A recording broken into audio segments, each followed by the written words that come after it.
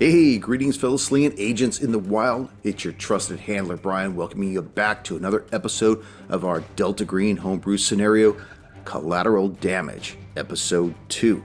As always, whenever we're starting off one of these episodes, I always like to give a shout out in the intro to any one of our newest subscribers or followers on any of our social media platforms. This week, we have our newest YouTube subscriber, Chris Garnerman, creator of Basic Fantasy RPG, an awesome system that's very reminiscent of old school D&D.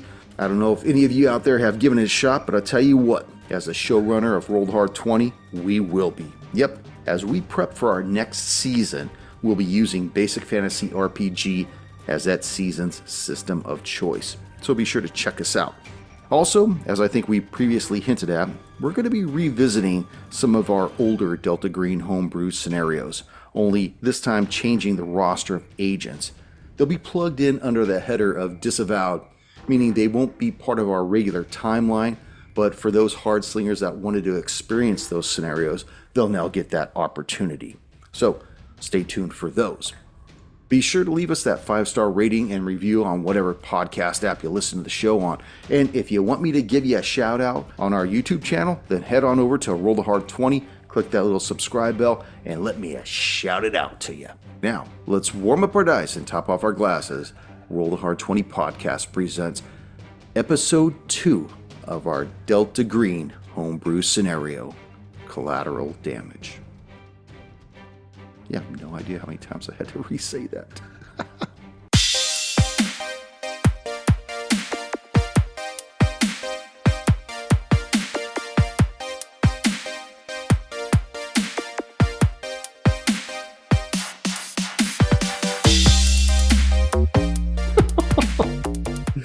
Oh, man.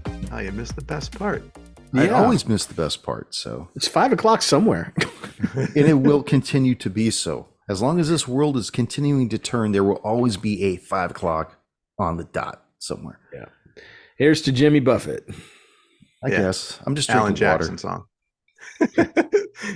For the listeners, we're trying to figure out how to make our drinking vessels show up on the friggin' Zoom because it keeps disappearing because we got our Delta Green backgrounds on and we're all green screened. Yeah. Except for GM Handler. He's just got his little prison cell that he's in with the bars. Like my the office, guards. though. I mean, I got an alien behind me on the wall. I got a movie poster of The Thing. I've got my Lone Wolf and my Lone Wolf soda. and Cub library over here, and I got Is Lone Wolf a whiskey? Lone Wolf and Club Soda. That's right. I'll have a Lone Wolf and Club Soda. I love it. We're gonna have to make that. Yeah, all right, we'll do that. Wolf and Club Soda. We'll do that on the weekend. You guys come out. We'll get some Lone Wolf and Club Soda. We'll figure that out. Yeah. So let me lead us in, and we'll go from there. Greetings, fellow slingers. Welcome back to Roll the Hard 20 podcast. It is I, your trusted handler, Brian, and with me, my hard slingers of yore. It's about to get on, kids. Episode 2 of our homebrew Delta Green scenario, Collateral Damage. Let me kind of lead us up to where we are right now. As contact was made with our 4 agents, each given new code names, and sent to Washington, D.C., where a string of what appear to be suicides might be more than they appear to be, each victim found naked with self-inflicted lacerations to each carotid artery and 2 folded $10 bills close by, the lead detective, although not understanding the symbolism behind the deaths, knew enough to know he didn't know enough. And someone over at DC Metropolitan knew enough to know to reach out to Heisenberg. At the DC Metropolitan Police Department, you met with Detective Don Ramsey, who brought you up to speed and offered to take your team to the latest crime scene and then head over to the medical examiner's office where a Treasury agent would meet with the 4 of you. However, during this conversation, Coldwell and Rice were approached by another detective, Tom Haynes, and asked if they wouldn't mind lending their experience in looking at some evidence involving the murders of 3 prostitutes. Agreeing to meet Ramsey down at the van, the 4 of you decided it would be beneficial to both investigations to divide yourselves amongst the 2 investigations. Coldwell and Rice went to assist Haynes with the murders, while Adesso and Each would go with Ramsey. Adesso and Each, you watch as Coldwell and Rice walk away towards the older detective as the elevator doors open, admitting the two of you. Pressing the brass button with a 1 on it, the doors close and the elevator begins to descend. Okay. Okay. So who all is in this elevator now? Just you two. Okay. Because we're going down to where. Yeah, you're going to meet up with right? Ramsey and Okay. his 3 other detectives who are waiting for you down in the parking lot.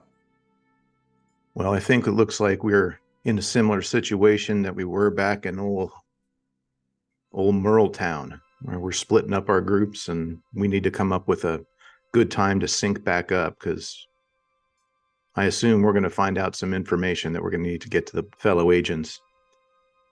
I don't know if where they're going is going to have any leads for us on this, but it seems a lot less obvious just having to, or it's better to have just 2 of us doing this instead of 4 people. That's just going to call more attention to this. Right. What we got to do is we got to keep in mind that we're supposed to obtain the medical examiner's files, and if we can, destroy the bodies. I think we should put a front that we are going to need to take the bodies with us to examine them at Quantico using our federal jurisdiction, and therefore we can eliminate anything that the locals might see, and we'll do the same with the files. So we'll ask for the files, and then we'll have the bodies transported to Quantico for further study. Yeah, I think probably even more important than the bodies, or even potentially the records, is actually getting our hands or acquiring those folded bills, because there's obviously something off with those, and we're going to want to make sure that we get rid of those, because otherwise it's just a suicide with funny little bits of origami. But if anyone else is to be looking at these bills, there could be repercussions. Right. Okay. All right. Well, we just take the elevator down and go meet up with Ramsey. Okay. The elevator door opens up on the lobby floor again. You see the 2 officers once again talking at the front desk. They look at you, they kind of wave to you, acknowledging you. You make your way out to the back of the building where the parking lot is at, and you see Ramsey and his 3 men standing right beside of a white paneled van. This has windows all the way around it, though. It's got an indicator on the driver door, DC Met Police Department, with some numbers and whatnot. And he sees the 2 of you walking out, and he just kind of like indicates, yeah, we're over here. Remember, it's probably about 10:15 at night. All right. Well, Detective Ramsey, so here we are. Where do we need to go? Yeah, like I said, we got to go pick up Sean over at the latest crime scene. I figured we'd give you guys an opportunity to kind of take a look at it, look it over, give your peepers a fresh view on it. Maybe I'm missing something. I kind of assume that's why you Fed boys are down here right now. And as he's explaining this, he's opening up the passenger door as one of his guys gets behind the wheel. His other 2 guys get in the far back row seat, leaving the middle row seat for the 2 of you to hop in. And he's still talking. He's like, yeah, we'll spend a few minutes at the crime scene, let you guys kind of go over it. And then we got to get over to the medical examiner's office. We got to meet with the Treasury Enforcement Agent, William Dalton. And he wants to look at the monies as well. And so we'll get over there. We'll meet with Dr. Lotta, and he'll tell you all about the bodies and everything else if you need. So let's get scooting. Okay. All right. The van pulls away and starts going through DC. But during this drive, Ramsey looks behind at the 2 of you and says, you know, I got to ask you agents, you're Odysseus and you're Okami. That's correct. Those are your names? Yeah. Kind of worked out funny that way, didn't it? Yeah, it is kind of funny. And then you got Omega and what was the other guy's name? Agent Odin. Odin, Omega, Odin, Odysseus, and Okami. Yeah, it's funny too, because we don't normally work together all the time. But I thought it was a funny coincidence that Odysseus and I both had last names with O. And I thought for sure that with the other two agents, that there would be one that had, maybe more of a, O'Callahan or anything like that. But it seems like they got paired up too with the coincidence of O names. Yeah, that's just really strange, fellas. I never seen something like that. It's anyways, yeah. Can I do any kind of roll to see what he's kind of getting at? I know he's probing, kind of fishing a little bit, but is there any kind of thing that I could do for persuasion or whatever to maybe sell it home that it's not the droids we're looking for or anything like that? Is there any kind of stat? Well, did you want to read into what he's doing, or you want to try to persuade him into something? No, I want to see what he's kind of getting at. Do I sense his motives as being he's onto us, or do I sense he's just kind of, wow, that's really weird. You guys got some crazy names. Well, he has an inkling, first of all, that obviously you guys are from the feds. He's not sure how you got the message to come down. He just knew that you were coming down to assist. Mm-hmm. He had already got word that there was going to be some federal agents that were going to be coming, lending their assistance to these crimes. He's not sure how that message got across, though. Okay. So you could do a hume int on this and see if there's something that maybe he's holding back. I'm more seeing if he's legitimately concerned because our names are so ridiculous. And, it's like, why are you all O names? Why are they all superhero names? Things like that. Well, you can do an intuition check. You can do an instinct if you want. Instinct is one of your ability stats. Mm-hmm. The intuition is a skill check. Okay. So would I do an intuition check? You could. To see what he's, kind of getting at. Is he really sure, you bet. concerned, or is he just kind of making small talk? Yeah, go for it. Under 70. 76, I missed. Okay. Yeah, he seems like he's probing, but you don't know the reasons why. Mm-hmm. If he's making small talk in this short jaunt from point A to point B. Okay. Well, I'll after he's questioning me on that stuff, and I'll go, so Detective Ramsey, I realize having us here might be a concern for you guys, but we're here to help. We've worked many cases before, not necessarily similar to this, but we have worked with serial killing, on cases with serial killers. And if we can help, we're here to follow your lead. What would you like us to focus on when we get to the scene? I appreciate that, agents. I'm not trying to be brash at all. I'm just trying to make a little bit of small talk here, but I'm glad you're here. We're basically in a holding pattern until, I hate to say it, until we have a fourth murder occur. Because as it stands, the clues we have, they make no sense. And that's why I'm open kimono with you guys. Whatever you guys need from me and my guys, just let me know. Be more than happy. Do you have any theories of your own as to what's going on? Anything that may connect, now that reflecting on it, may be pertinent or relevant? Anything at all you can give us as a head start?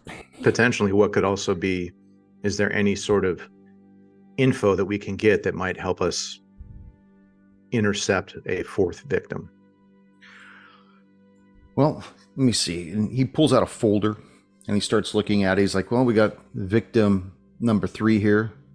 And he says this as Bill, who's driving the van, pulls into this 10-story apartment complex parking lot. He's like, hold up here for a second, Bill. Let me go over this. He's victim 3, Marlo Griffin, age 32, 5 foot 10 inches, 165. Looks like he worked at the Library of Congress, not far from the White House, until he was let go due to certain indiscretions. And it looks like he was a part-time martial arts instructor as well. That's basically all we have on such a short notice. Like I said, we just started investigating the crime scene this evening. How about victim 2? Let's see, victim 2 here. Let's see, we got Lorraine Shaw, age 44, 5'5", 126 pounds, married, mother of 2. She lived in Alexandria, Virginia. She's an assistant to the curator at the Smithsonian National Air and Space Museum here in D.C. Her husband, Lonnie Shaw, found her. Seems that he got a call that the kids hadn't been picked up yet, and she couldn't be reached. He left work, got the kids, came home, and found her. Found her at home? Yes. So she was discovered the same way as Mr. Griffin here. Found naked, her clothes folded in a pile in the corner, serrated kitchen knife close at hand, both of her carotid arteries severed, and just like Griffin, had two $10 bills folded into triangles in front of her. And you've had a chance to look at these. These do look like they're self-inflicted, not something that someone else would have done to them. I haven't seen Miss Shaw's body. I just seen Mr. Griffin's body. They sent Shaw's body over to the medical examiner. They released her no problem because we told the boys over in Virginia that we had two that were very similar. They're very cordial about that. And they're like us. We just want to get this solved. But I also saw victim number one's body, Davis Archer, age 38, 5'11", 189 pounds, lived over in Channel Square Apartments. He lived alone, just broke up with his fiance. But his friend said he was taking it well, yet apparently I guess he wasn't taking it as well as his friends thought. Has anyone had a chance to talk to his fiance, or has anyone had a chance to talk to Lonnie Shaw about his wife? The boys over in Virginia spoke to Lonnie Shaw. Apparently he's very distraught. He can't understand. He did say that his wife was seeing somebody, a psychiatrist of some sorts. She's got a real thin medical record. Apparently she suffered from depression. Looks like something to do with after having her children. She seemed to carry it with her, and after seeing a couple of psychiatrists, both of whom were convinced she was doing better, and I guess she just lived with the depression until she didn't. And she too had the two $10 bills folded in triangles, as with the other victims. Yes, they were sent over with the body as well. So we have a total of 6 bodies? Sorry, bills. Yes. Okay. You hear the driver, did somebody call me? I will address you as William. Sorry for the confusion. I like Bill. All right, Billiam. Oh, shit. Billy. Got to get Billy to plot us a way out of this hole. Okay. So the van stops in the parking lot. Ramsey gets out of the van, and his 3 men follow suit, and he leads all of you through the lobby into an elevator as he continues talking about Mr. Griffin. He says, yeah, the landlord, Mr. James Gacy, found him this morning. Apparently these two like to hang out. I think they were in the same karate class. Anyways, Gacy knocked on the door several times, then used the key his friend gave him. That's when he found the body and gave us a call. Are you trying to insinuate something, Detective? No, I just think that Mr. Gacy was being a little evasive about our questioning. And I don't know, we're going to have to circle back around to him, see if he knows more than what he's letting on to. Or maybe if he is the perpetrator here. I don't know. Well, maybe we can help you out with that and speak to him. Maybe if he sees a couple of big old federal agents coming up to him, that might shake him out of him trying to be a little evasive, as you said. That would be excellent, agents. I'd really appreciate that. That would work for me. After a few moments, the elevator stops on floor 5. The doors open up, and Ramsey steps out and begins leading you down the hallway. He stops in front of apartment 505. You see the yellow tape across a closed door. He raps on the door twice and opens it. Hey, Sean, we're here. You hear from the back of the apartment a voice respond to him, say, yeah, I'm in the back, boss. I'll wait here. I'll let you two agents have a look about. He gestures as he pulls the two yellow tapes apart for you to step through. You said this was Sean? No, this is Ramsey. No, the person that he was addressing back there. Yeah, Sean. Okay. Yeah, we're at Marlowe Griffith's crime scene. Marlowe Griffin. Yeah, Griffin, thank you. All right, do we notice anything when we first walk in, anything standing out to us, given our particular... I don't want to do a search check yet. Sorry? There's a dead body. Oh, no, that should be gone. Yeah, it's gone. I'm going to go ahead and describe the apartment for you, gentlemen, as you make your way through. As you first enter this apartment, you notice immediately how immaculate this place is.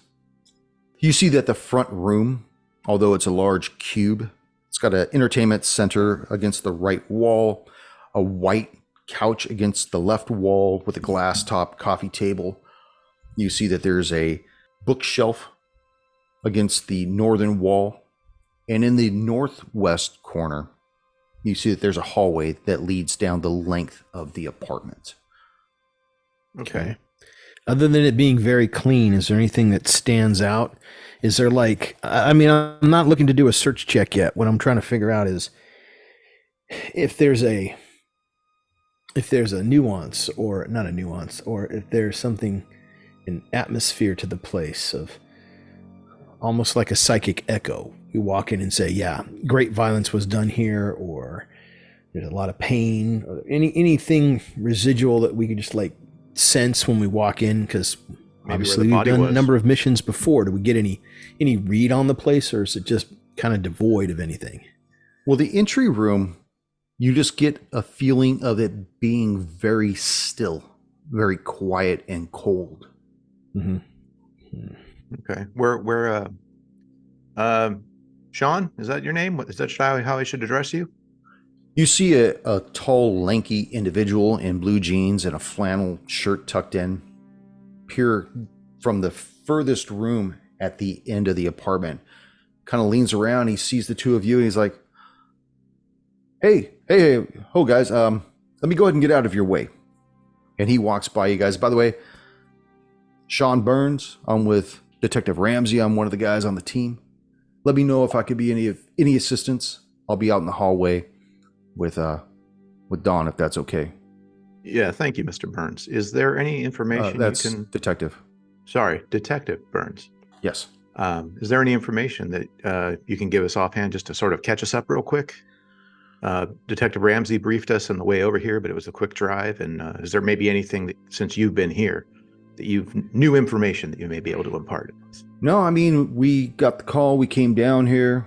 We had the body removed after we checked everything out. And they just wanted me to kind of stick around and see if there's anything else going on. I mean, there's a lot of blood back there.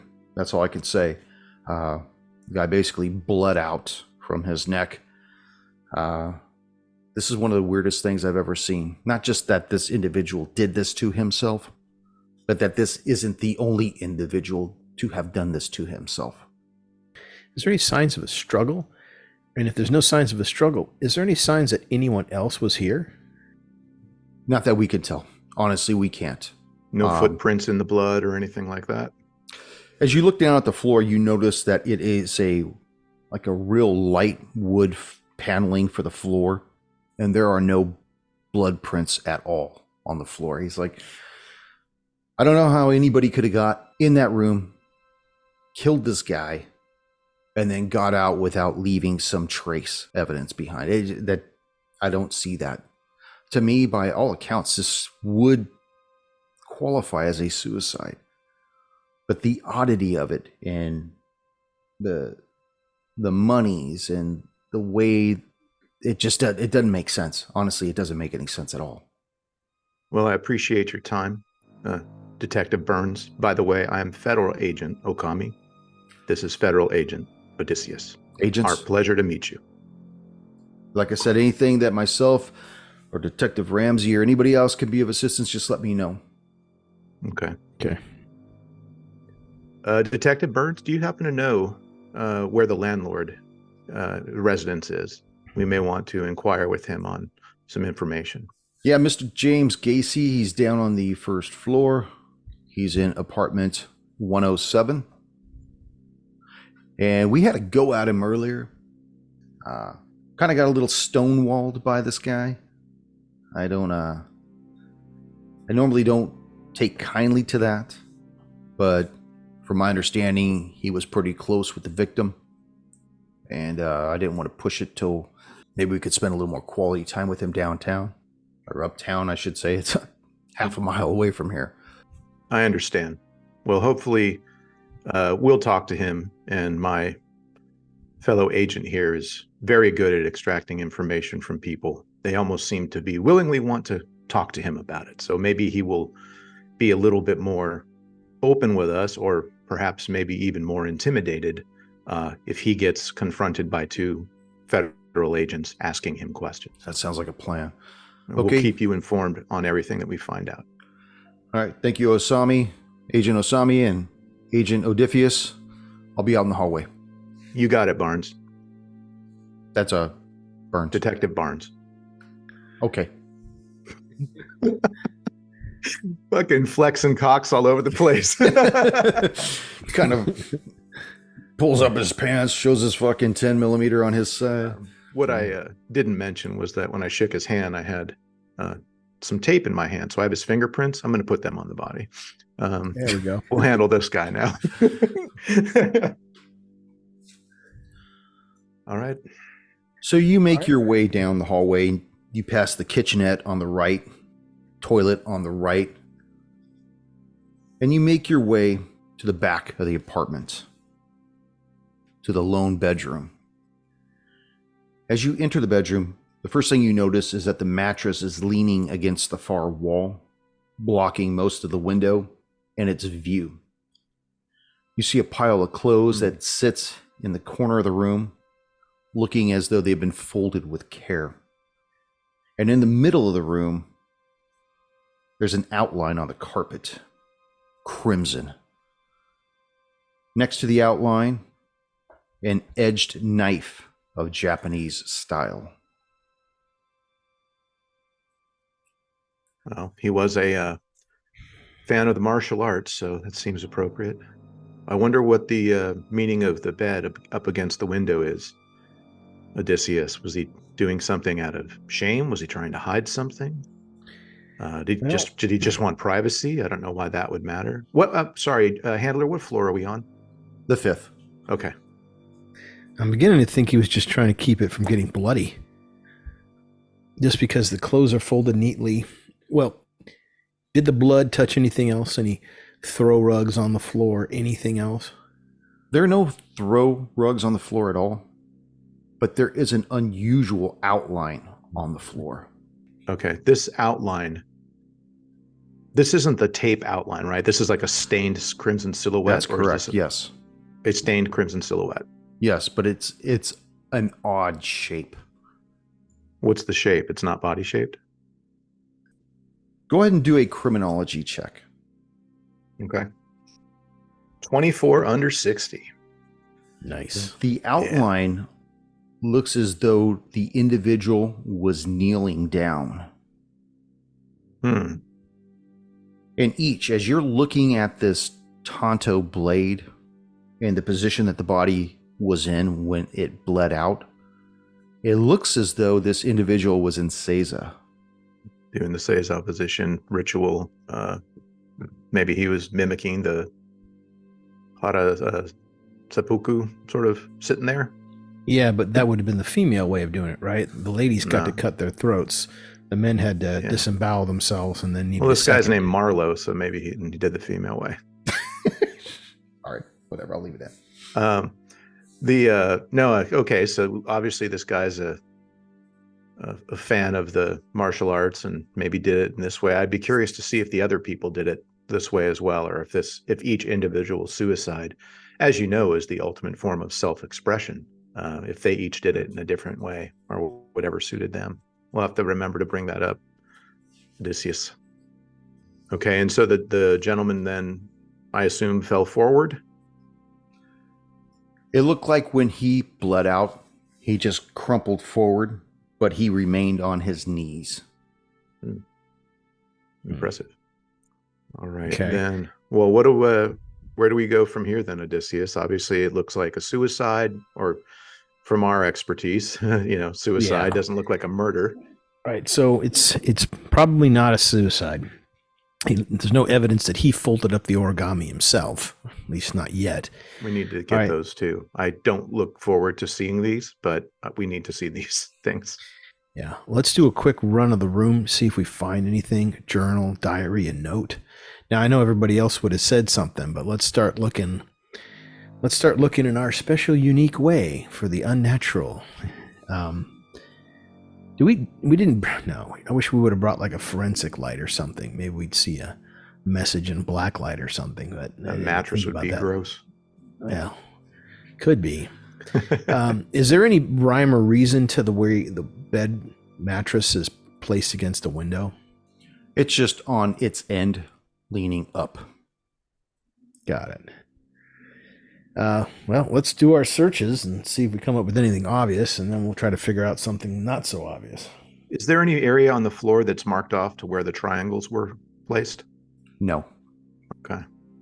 Well, I'll tell you. Can I tell where they are by any splatters? True. I was going to say, you could see the outlines of where they were by the blood spatter that had sprayed out.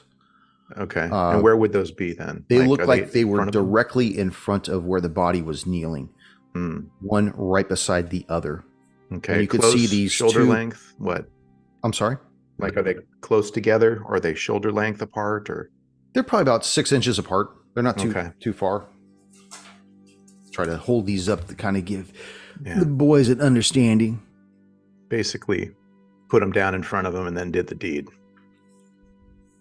Yeah, these things are definitely something that we need to check out, because if they're at every scene and everyone's killed themselves the same way. How many cuts do you say on each body? 3? 2. 2, just on the throat, right? Yep, 1 on each side of the throat. Okay, I didn't know if there was the third, because maybe that would have some symbolism with a 3-sided object, 3 cuts, 2 going like this, 1 on the belly. I don't know. Okay, but there's only 2, so never mind. Okay, well, let's search. I think I'll take the closet there, area Tone. Do you want to take any kind of beds area? My guy in search, I generally fail all of them. So, or actually, it's the alertnesses I got a problem with. Search I'll keep aware. You dig through the drawers. Got it. Okay, I got to get under 30. Where are you looking? I'm going to look in the drawers. And I'll hit the closet after. Got a 21 under 30. Well done. Yeah, if there's something to find. As you're digging through the drawers, you notice that all the shirts, all the socks, all the underwear, all the articles of clothing are finely folded and placed in with great care. Are they folded the same as the other clothes he took off before he killed himself, or are those specially folded? No, those seem like they're folded a little different.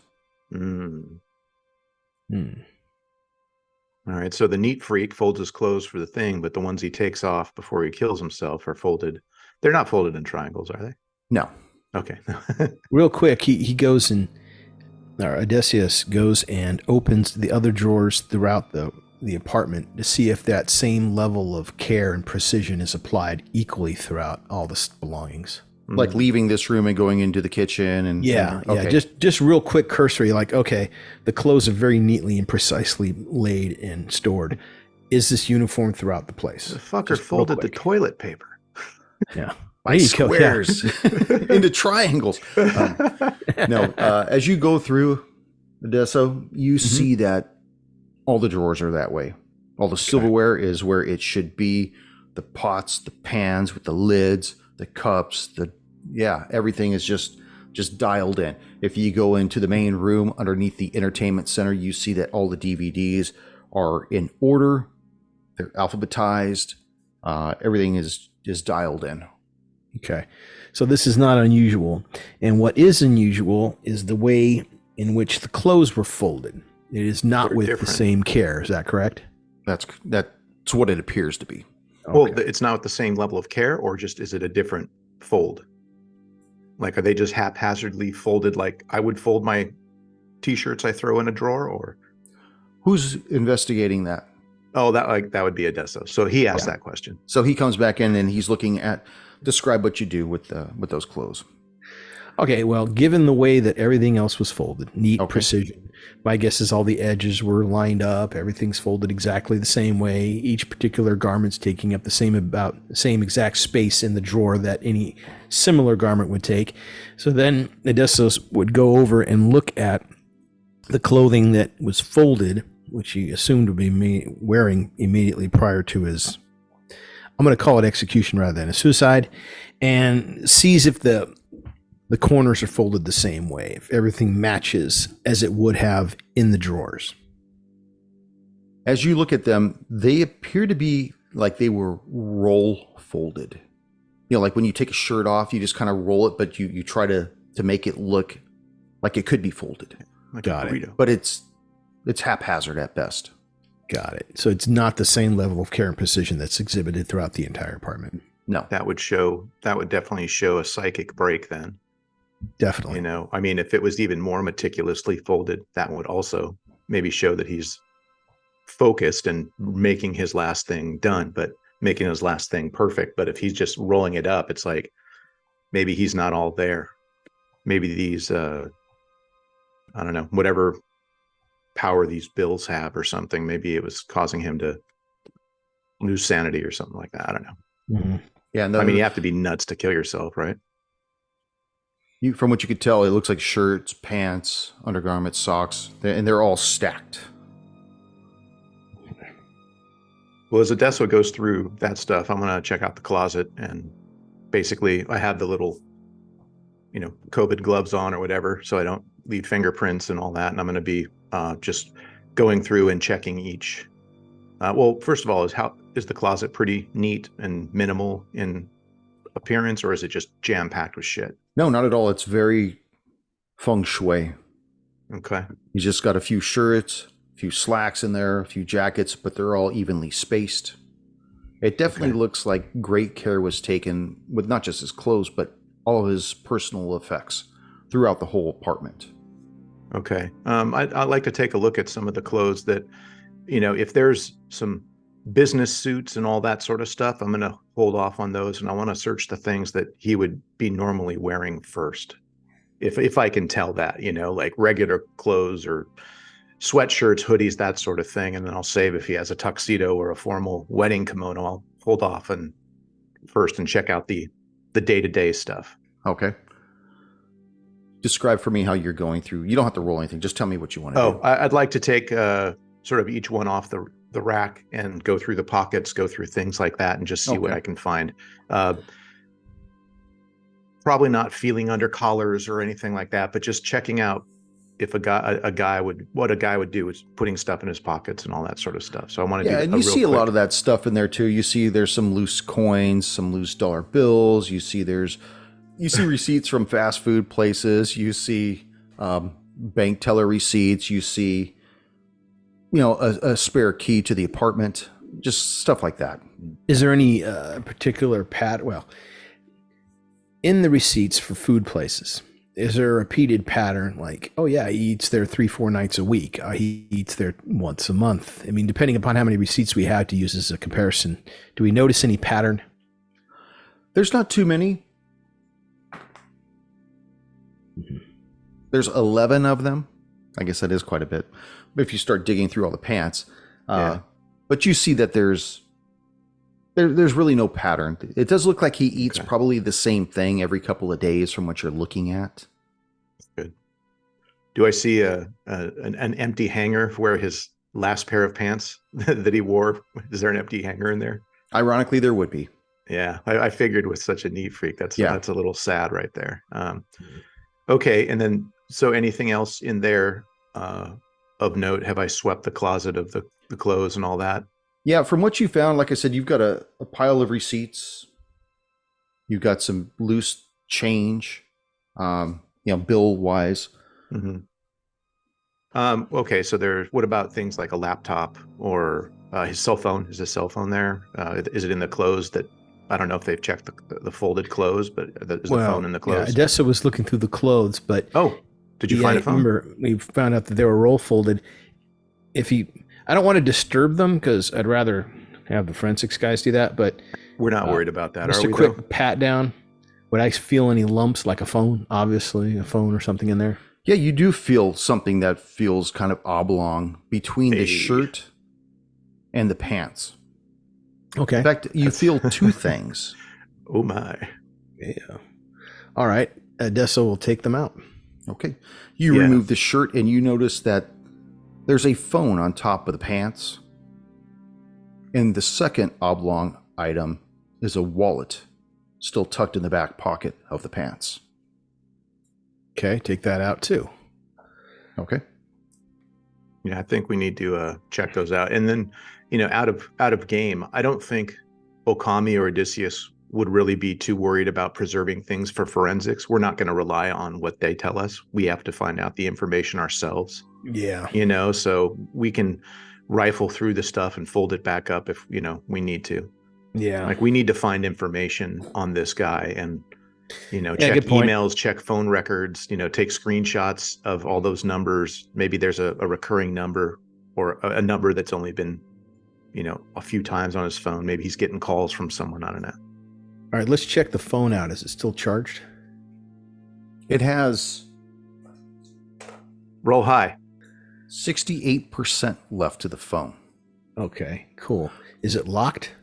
And if it is locked, we don't have his fingerprint or anything, do we? Why don't you give me a luck check? A luck check. All right. Straight up D20, man. Roll that hard 20. Roll that hard 20. Yep. Hit the floor without a care in the world. Why would it not? This is the same pattern since we were 16 years old. Where's the hammer? You going to smash it? No, I hit the floor with it. I dropped it. Okay, I got a 19. Hey. 19. The phone is not locked. The phone is not locked. Well, he's not married. Okay. There's no reason to have it locked, All right, well, we'll take a look at it and what were his last couple phone calls? There were different phone calls, local numbers and whatnot. Mm-hmm. But as you're looking through it, you notice that he recently received a text. And it looks like it came in right around the time of death. Oh, what does it fucking, say? The trigger thing or whatever, What's that one, man? Like Manchurian Candidate thing? They call it, hey, the winter is cold in Boston. Yeah. Yeah. What's it say? Yeah, what does it say? There's just a link. It's a link. There is a link. Okay, now this is a little more intriguing. Deso brings it over to Okami. Says, hey, my friend, this is rather strange. Our guy received a text just before the approximate time of his death, and it's not it's not a message. It is a link to something else. I wonder if the other victims' phones or laptops have also received something like this. Is there any way to tell if he opened the link? That'd be purple. Yeah. It is purple. So he did open the link. Open up his browser. It still might be up. Yeah, let's do that. Okay. So you navigate through the phone. We're going to say for the sake of our listeners that he's using an iPhone. That way they could mentally follow along. That's good, because if it was an Android, I wouldn't date him.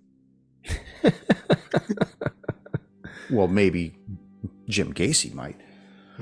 So you go through and you see that the link switches over to the Safari and it pops up 404 not found page. All right, I'll go back to the text and press on the link. It goes back to Safari again and it populates again 404 not found page. What's the website address or whatever it is if it's a website?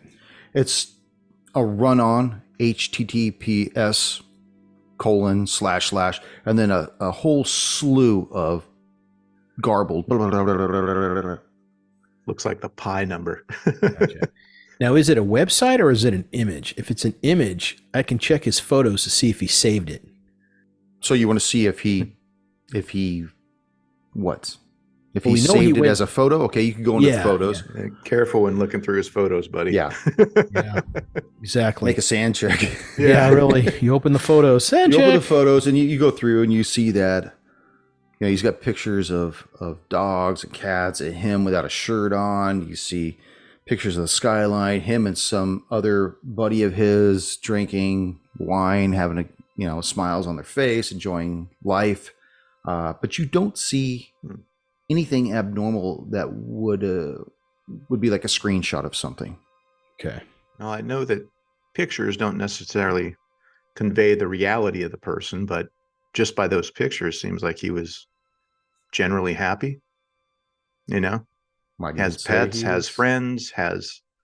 Yeah, No. not the kind of guy that's ready to commit suicide. Okay, so yeah, this is all leading that there's some kind of there's definitely something happening here that's causing it, and I wouldn't be surprised if the other victims were found similarly, you know, in their position of death potentially, and with the bills placed the same with phones that have dead links to it. We need to find out about those phones and laptops from them too, because that would be the thing tying everything together, and we could proceed from there. All right, so he received a message just before death. Anything interesting in his email? No. Nothing of interest, really. Like nothing that was sent in to him. Just other than like coupons or GameStop or, All right. you know. Well, here, I can't believe I didn't ask the obvious question. Who was the sender of the texts? It's some odd number. It's like an 800 number. So it doesn't show up in his contacts? No, it does not. Well, we'll be cataloging. I'll be taking pictures of anything like the numbers or the link and that kind of stuff, just so we don't get zinged for forwarding it to ourselves. Yeah. Well, how about all right, Odysseus tries to call it. It just Oh, goes look at through you. one of those doo-doo-doo. We're sorry. The number you reached has The been line disconnected. you're It was trying to no longer call in has been service. disconnected and is no longer in service. All right. Okay, so that's a dead end. We'll just copy down the number, though, just to see if it shows up anywhere else. And, okay, so... And I'll make sure that I also take photos with my phone of the outline of the, you know, the kneeling position, the clothes folded and all that. So we have it easily accessible. I don't know if they're going to give us copies of these reports or not. So even we're if they supposed did, to I'm get going them to and take then our own. destroy them, so we'll wind up... Right. But in order for us to do our complete due diligence, for us to find out what's going on. All right, let's take a look through the wallet. Anything in there? Yes, there is actually. There's credit cards, driver's license, and there's a withdrawal slip that looks like it was made earlier in the day. Earlier that day. How much was it for? $20. Yeah, there we go. We have an address for a bank. $20. How interesting. And we have an Yeah. address for a bank. It was at First Colonial Bank here Now, in is this an DC. ATM or did he go in? Looks like it was a actual point where he went in. Yeah. Most can't ATMs get don't give 10. receipts. Yeah, and you can't get tens, I don't think, out of ATMs. Yeah. Okay, so When, sorry, Odysseus, what time did he go to the bank? Looks like he went in probably about 2:30 in the afternoon. And the death was at what time with the text? Looks like about 5. Okay, well, anything else in his wallet? Business cards of any kind or any other contact thing? No, looks like he's got like a rough card that has his name on it. It says American Karate of USA. And it just looks crumpled. It's got his name on it. Probably like his only business card of what he probably taught as an assistant instructor. Any random numbers on the backs of any of these things? Like No. phone numbers are okay, because that could be a thing that he was hiding from his phone or something. I don't know. Okay. Well, I think I think we should figure out, well, one, finish up what we're doing here, look for any more loose ends or look for clues.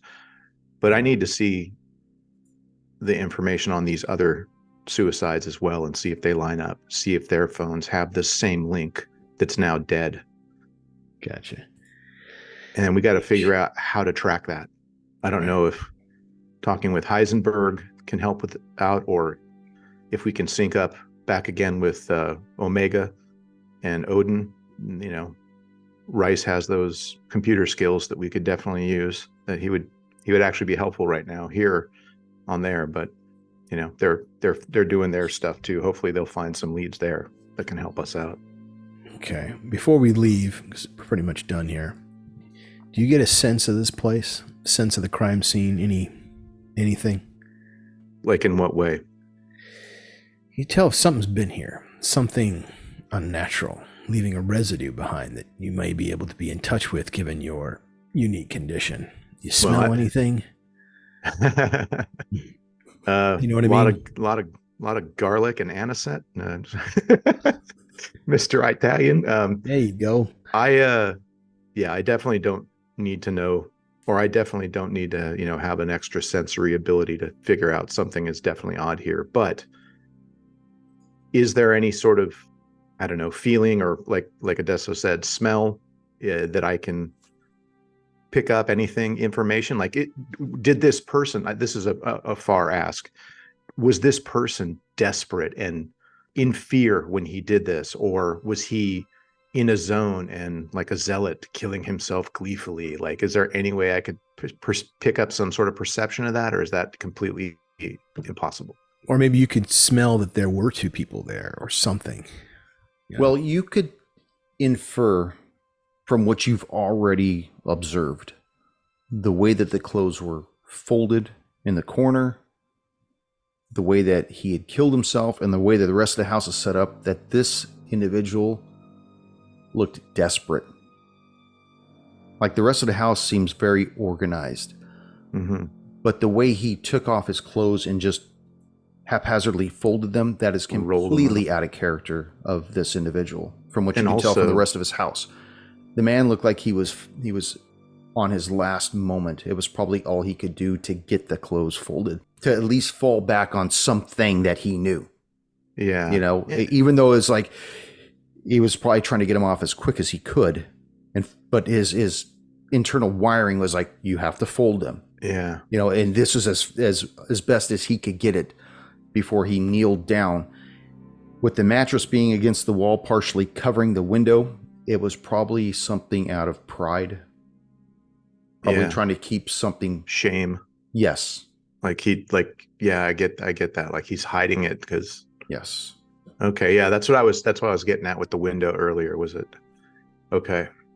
Yeah. Well, if everything's nice and neatly folded and his other stuff is just fucking carry-on bag, shirt roll in the airplane, flying off for the weekend, then he was just on his last sort of things. He wasn't in his normal mind. So it has to be something to do with that text and them $10 bills, y'all.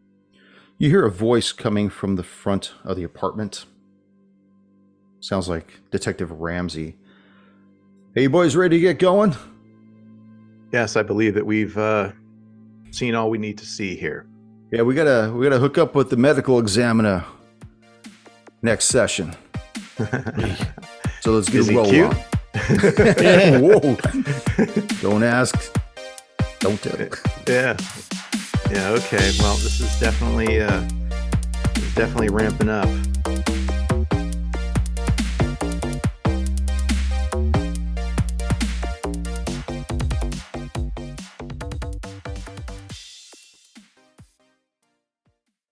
Receipts from, I don't even know. In-N-Out Burger. I don't think they have that there. Popeyes. He's not black. Yeah, there's your blooper.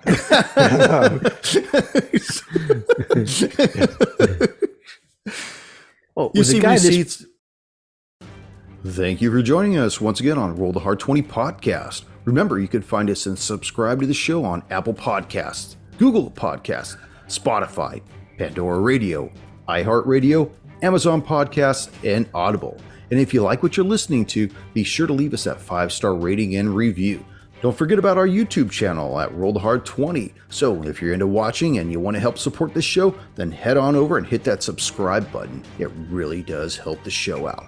We can also be found in the wild on Facebook, Instagram, and Twitter, so don't forget to look for us there and check us out. You can also contact the show directly at rollthehard20podcast@gmail.com or head on over to the website at rollthehard20podcast.com, where you can download the current show directly, pick and choose past shows from our archives, or view our galleries. We've got a lot of stuff posted over there, so check us out. And finally, join us on our Patreon at patreon.com/rollthehard20podcast, where you can become a hard slinger and pick up swag. So until next time, keep your dice warm and your glass topped off as you roll those hard 20s.